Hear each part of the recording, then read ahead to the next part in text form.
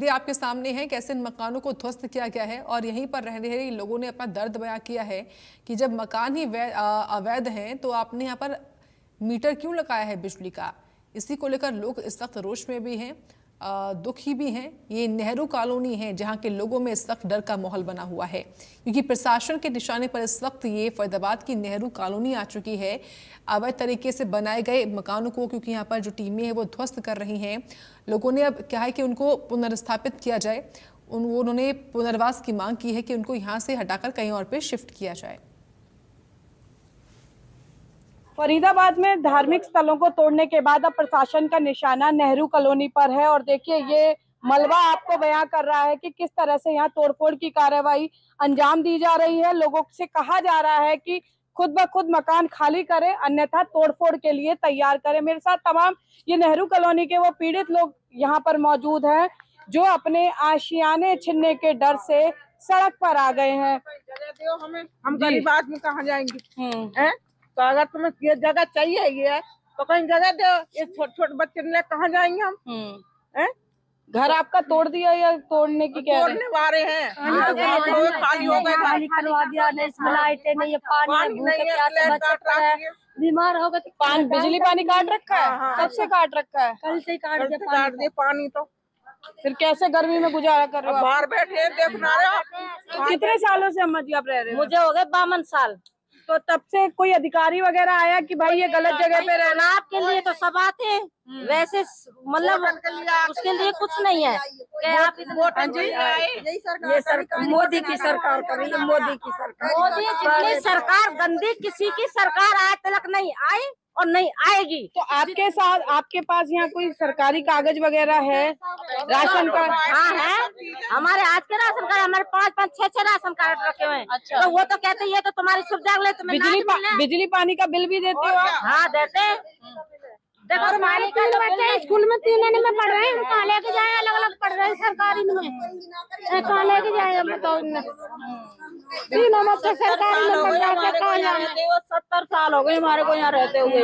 आपको कब पता चला कि यहाँ पर तोड़फोड़ हो रही है आपके मकान पर? शनिवार को रात को करी है उन्होंने। करके बोलिए कि शनिवार को रात को तोड़फोड़ करी है हमारे को। हम गए थे कोकलागन की परिक्रमा दे रहे, हमारे पास वहीं पे फोन गया, हमारा वहीं पे परेशान हो गए कि हमारे तो घर पे भी कोई भी नहीं है। तो इन्होंने कहा कहीं और बसाएंगे आपको? नहीं, कुछ नहीं बोल रहे। नहीं है कोई सुविधा, ये नहीं कही, ये कही बस खाली यहाँ से खाली कर दो। अभी जैसे वो गए, क्या नाम है उनका, तीनों आए थे, एक वो क्या नाम अधिकारी आए थे, ये बोल के गए देखो ये हमें मालूम नहीं कहाँ से कहाँ तक कितनी जमीन जाएगी, लेकिन आप ना खाली कर दो इसको, ये बोला है। मैं कितने सालों से रह रहे हो यहाँ 100 साल से रह रहे बेटा, 100 साल से रह रहे, ज्यादा हो गए होंगे। जो बात सुन, आराम से सुने, हमारे सास ससुरे मर गए बुजुर्ग हो के, हम भी बुजुर्ग हो गए, हमारे बच्चे पोते पोती खूब अच्छे बड़े बड़े हो रहे हैं। अब बेटा हम तो ये कहते हैं आप इसकी किस्त बांध दो, हमारी किस्त लो। जैसे ये एक बात है कि लोग यहाँ पर इसको खरीदने को भी तैयार है, लेकिन उनका कहना है कि उनके आशियाने नहीं उजाड़े जाए। पुलिस वाले ने हमारे बच्चे मारा हमारे पुलिस वाले ने रात को 2 बजे हमला करा। ऐसा क्यों? ऐसा क्यों न तोड़नी मत पता कराना, कुछ करो। बाहर मत निकलो, अंदर जाओ, अंदर बाहर आने की जरूरत नहीं, अंदर जाओ। इसलिए उसमें नहीं दे रहे, हाथ पकड़ के खींच देते हैं बाहर, अंदर को, अंदर जाओ। हम कुछ हमारे साथ में रात को बच्चे बाहर सब निकाल दिए, बुला लेते फौरन, लेडीज पुलिस आ जाती है तो उनको कहते एक बात ये भी कही जा रही है कि भाई अंदर जाओगे तो अंदर हिंसा होगी।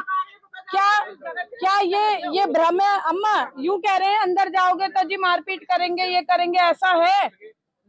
लोग कहीं भी बसाओ, हमको जगह दो, जब तुम्हें यही जगह चाहिए तो उजाड़ रहे हो तो बसाओ तो सही कहीं।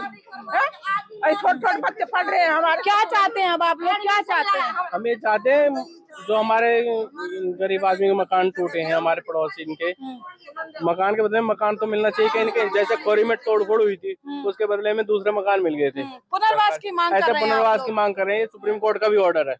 अब किसी का भी घर तोड़ रहे हो, उजाड़ रहे हो किसी को, तो उसे वो तो करो। बिल्कुल, देखिए पुनर्वास की मांग की जा रही है और कोर्ट के भी ये ऑर्डर है। क्या कह रहे हो माँ?